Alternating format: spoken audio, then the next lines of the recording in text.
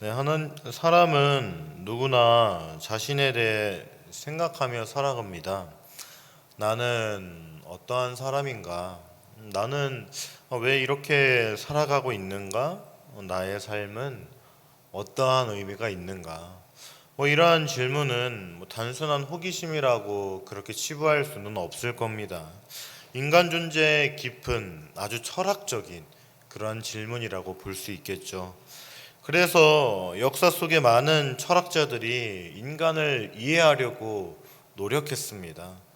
소크라테스는 너 자신을 알라 이렇게 말했고, 수많은 사상가들이 인간의 마음과 존재를 탐구했습니다. 그러나 인간이 자기 자신을 탐구하면 할수록 한 가지 사실을 깨닫게 되죠. 그것은 사람은 자기 자신을 완전히 알지 못한다는 겁니다. 우리는 때로 스스로도 이해할 수 없는 그러한 선택을 하게 됩니다. 왜 그런 말을 했을까? 왜 그런 생각을 했을까? 왜 그러한 감정이 생겼는지 이러한 것들을 설명하지 못할 때가 너무나도 많죠. 사람의 마음은 깊고 복잡합니다. 천체의 움직임은 예상해도 인간의 관계는 예측하지 못한다는 그러한 말이 있을 정도죠. 사람은 자기의 마음조차 다 알지 못합니다. 그런데 성경은 한 가지 놀라운 사실을 말하고 있죠. 우리를 완전히 아시는 분이 계시다는 겁니다. 바로 하나님이죠. 시편 139편은 성경에서 하나님이 얼마나 인간을 깊게 아시는지 정말 아름다운 구절로 설명하는 시편입니다. 한번 생각해 보시기 바랍니다. 세상에는 나를 잘 아는 사람들이 몇 명 있을 수 있죠.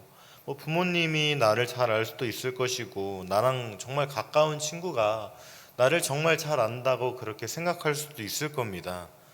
그러나 아무리 가까운 사람들이다 할지라도 완전히 나 자신을 알기에는 힘들 겁니다. 그러나 하나님은 다릅니다. 그렇기에 우리는 하나님 앞에서 어떻게 살아야 할까? 이것을 오늘 본문은 아주 구체적으로 설명을 하고 있죠.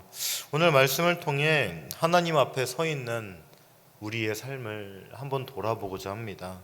먼저 13절에서 15절은 주께서 내 내장을 지으시며 나의 모태에서 나를 만드셨나이다. 내가 주께 감사함은 나를 지으심이 심히 기묘함이라. 주께서 하시는 일이 기이함을 내 영혼이 잘 아나이다. 내가 은밀한 데서 지음을 받고 땅의 깊은 곳에서 기이하게 지음을 받을 때 나의 형체가 주의 앞에 숨겨지지 못하였나이다. 이렇게 말씀을 하고 있습니다. 지난 목요일에 우리는 하나님의 전지와 하나님의 편재하심을 노래한 이 기자의 시편을 알아본 바가 있습니다. 그리고 이 부분은 하나님의 섬세하고 아름다운 이 창조를 찬양하는 그런 내용이죠. 그리고 기자는 자신을 예로 들어서 설명을 하고 있습니다. 하나님의 창조 사역을 묵상하며 자신은 창조주 하나님께서 만들어낸 하나의 작품 정도가 아니라 심혈을 기울여 만든 걸작품이라고 그렇게 말을 하고 있습니다. 기자는 하나님이 사람을 빚으시는 일을 다음과 같이 묘사를 합니다. 첫째, 하나님은 우리가 어머니의 태 속에 있을 때부터 우리를 빚기 시작하셨습니다. 기자는 하나님이 그의 가장 깊은 곳을 지으셨다고 그렇게 말을 하고 있죠. 다시 말해서 기자는 자신이 모태에서 머물던 이 시간이 창조주께서 자신을 빚으셨던 아주 아름다운 시간이었다고 그렇게 말을 하는 겁니다. 우리가 어머니의 뱃속에서 지난 이러한 시간은 하나님께서 우리를 빚으시는 그러한 시간이라는 겁니다. 그리고 하나님은 우리를 참으로 놀랍고 기묘하게 만들었습니다. 기자는 하나님이 그를 심히 기묘하게 만드셨다고 이렇게 묘사를 하는데, 이 표현은 시편에서 하나님이 행하시는 그러한 기적의 묘사를 표현할 때 사용하는 그러한 단어입니다. 시민은 너무나도 경이로워서 두려움을 자아낸다는 그러한 뜻이라는 것이죠. 그러므로 이러한 둘을 합하면 하나님이 사람을 빚으신다는 것은 두려움조차 자아낼 수 있는 그러한 기묘한 기적과도 같은 그러한 일이라는 겁니다. 하나님이 사람을 어떻게 만드시는가는 오직 하나님만이 하실 수 있는 신비와 놀라운 일이라는 것이죠. 기자는 이러한 사실을 알기에 하나님이 하시는 이러한 일이 너무나도 기이하다고 그렇게 고백을 하고 있는 겁니다. 하나님은 우리를 경이롭고 특별하게 만드셨습니다. 그리고 하나님은 우리의 형체가 생성되는 것도 지켜보셨죠. 기자는 사람이 모태에서 만들어지는 것을 은밀한 곳에서 지음을 받고 땅의 깊은 곳에서 지음을 받는 것이라고 그렇게 묘사를 합니다. 하나님은 참으로 섬세하게 우리를 빚으신 겁니다.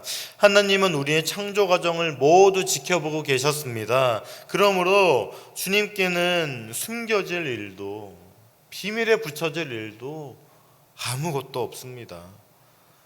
그리고 하나님은 우리의 수명을 우리가 태어나기도 전에 정하셨습니다. 어떻게 보면 이 말은 소름이 끼칠 정도로 무서운 말일 수도 있을 것 같습니다. 그러나 이 말씀은 우리에게 동시에 위로를 가져다 주는 겁니다. 왜냐하면 우리의 삶은 우연이 아니라는 것을 말하기 때문입니다. 하나님의 계획 속에 있는 그러한 삶이라는 겁니다. 이 세상에 있는 어떠한 고난과 위험이 온다 할지라도 하나님이 정한 때까지는 우리는 절대로 죽지 않는다는 그런 뜻이기 때문입니다. 사랑하는 여러분, 우리는 하나님의 계획 속에 있는 삶입니다. 이러한 사실이 우리의 위로가 되어야 할 겁니다. 하나님이 정하시는 날이 올 때까지 우리는 이 땅에서 계속해서 살 것이기 때문입니다. 어떠한 해도 하나님이 정하신 바를 위반하면서까지 우리를 죽일 수는 없는 겁니다. 그리고 17절에서 18절은 하나님이여 주의 생각이 내게 어찌 그리 보배로운지요 그 수가 어찌 그리 많은지요 내가 세려고 할지라도 그 수가 모래보다 많도소이다 내가 깰 때에도 여전히 주와 함께 있나이다 이렇게 말을 하고 있죠. 기자는 하나님이 자신을 어떻게 빚으셨는가를 묵상한 후에 경이롭고 놀랍다고 그렇게 말을 하고 있습니다. 그러므로 그는 이 모든 일을 이루시는 하나님의 생각이 참으로 보배롭다 이렇게 표현을 하고 있죠. 그는 하나님의 생각은 참으로 어렵고 귀하기 때문에 인간은 도저히 헤아릴 수 없다는 그러한 고백을 하고 있습니다. 하나님의 생각의 수가 참으로 많다고 감탄을 하기도 하죠. 수가 많다는 것은 도저히 헤아릴 수 없을 정도로 많다는 뜻입니다. 그러므로 아무리 세려고 해도 바다의 모래알 수보다 많기 때문에 도저히 셀 수가 없습니다. 바다를 가보셨습니까? 바다에 이 모래 한 줌을 이렇게 들어 올린다 하더라도 그것이 셀 수가 없을 정도로 얼마나 많습니까? 하나님의 생각이 마치 그렇다는 겁니다.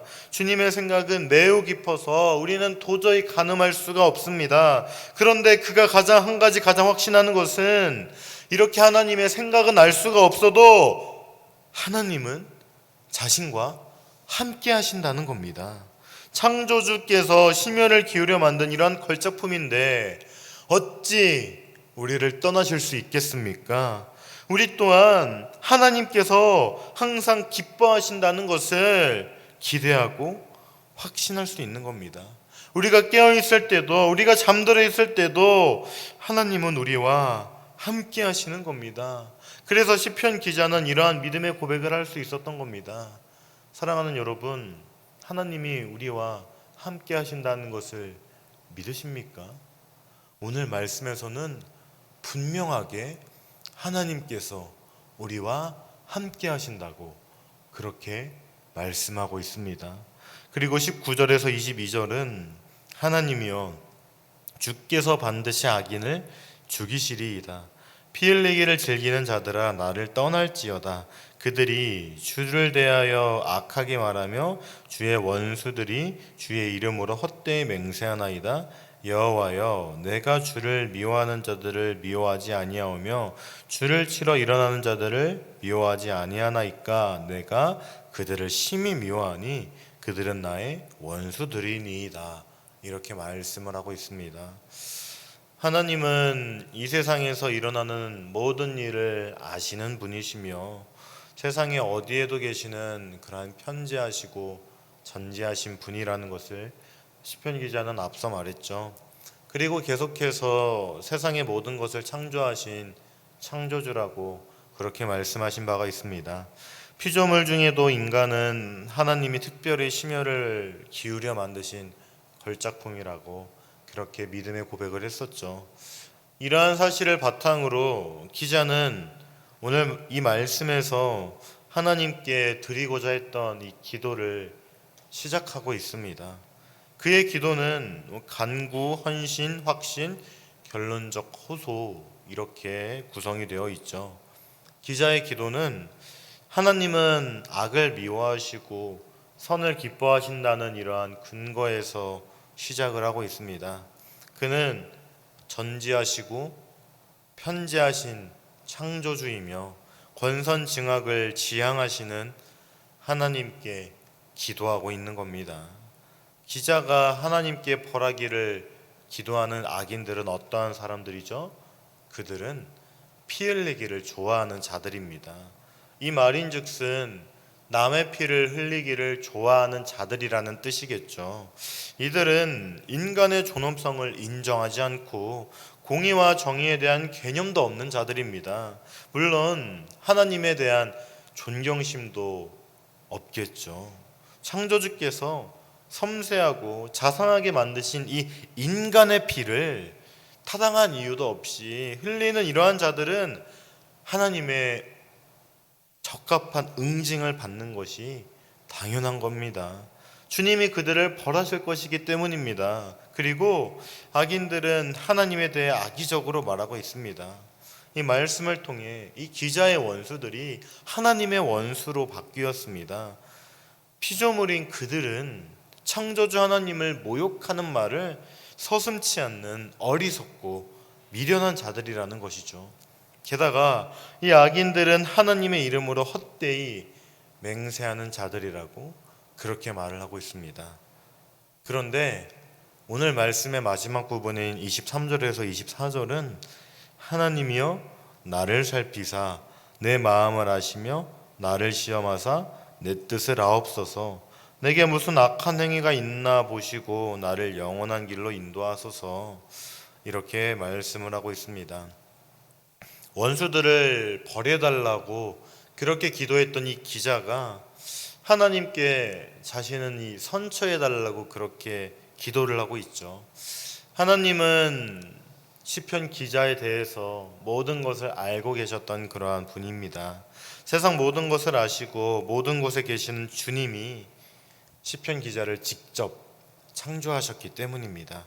그러므로 그는 하나님이 그에 대해 알고 있는 것에 근거해서 호소를 하고 있습니다. 기자는 이 노래를 시작했던 말로 오늘 시편을 마무리하고 있는 것이죠. 주님이 그를 살피시고 그의 마음을 아시고 그를 시험하셔서 그의 뜻을 확인하시면 주님께서는 반드시 이 시편 기자가 선하다는 것을 인정하실 것이기 때문입니다. 기자는 원수들의 악행을 보면서 이 노래를 불렀기 때문에 그들과 강력한 대조를 이루는 이 자신의 삶을 보아달라고 이렇게 기도를 하고 있습니다. 하나님께서 그를 시험하시면 그에게는 어떠한 악한 행위도 없다는 것을 인정하실 것이기 때문입니다. 그리고 하나님을 따르는 이러한 의로운 사람은 주님이 그를 영원한 길로 인도해 달라고 그렇게 소망하며 오늘 시편의 말씀을 마무리하고 있습니다. 이 말씀을 통해 세상의 길과 하나님의 길을 대조하고 있는 것이죠. 하나님이 인도하시면 그는 지금처럼 거룩하고 경건한 삶을 영원히 지속할 수 있는 것이고 또한 그것을 간절히 바라고 있습니다. 사랑하는 여러분, 오늘 시편 말씀은 우리에게 매우 깊은 의미를 주고 있습니다. 바로 하나님 앞에서 살아가겠다는 그러한 결단의 기도인 것이죠. 우리의 삶은 하나님 앞에서 살아가는 삶인 겁니다. 하나님은 우리의 겉모습만 보지 않으십니다. 우리의 마음을 보시고 우리의 생각을 보십니다. 그렇게 우리는 삶의 방향을 생각하지 않을 수가 없습니다. 사랑하는 여러분, 오늘 시편 말씀에서 하나님은 우리를 만드신 창조주라고 그렇게 말을 하고 계시죠. 아주 기묘하게 그렇게 만드셨다고 말씀을 하고 있죠. 그리고 지금 또한 우리를 알고 계시는 분입니다. 그렇기에 우리의 삶은 하나님의 손 안에 있는 것입니다. 다시 말해 우리는 하나님 앞에서 정직하게 살아가는 삶, 하나님의 인도를 구하며 살아가는 삶, 그리고 하나님이 보여주시는 길을 따라가는 삶을 살아야 하는 겁니다. 사랑하는 여러분, 오늘 말씀을 기억하시기 바랍니다. 하나님은 우리를 창조하신 창조주 하나님이십니다. 하나님은 우리에 관해서 모르는 것이 아무것도 없습니다. 우리는 하나님 앞에서 숨길 수 있는 것은 아무것도 없습니다. 그렇기에 우리는 하나님 앞에서 살아가야 하는 겁니다. 사랑하는 여러분, 우리의 모든 것을 아시는 창조주 하나님의 인도를 따라 살아가는 여러분들이 되기를 주님의 이름으로 간절히 소망합니다. 이 시간 말씀을 기억하며 기도하겠습니다. 첫째, 하나님 앞에서 정직한 삶을 살아가게 하소서. 둘째, 하나님의 인도를 구하며 살아가게 하소서. 셋째, 하나님이 보여주시는 길을 따라 살아가게 하소서. 이러한 기도 제목으로 다 함께 기도하겠습니다.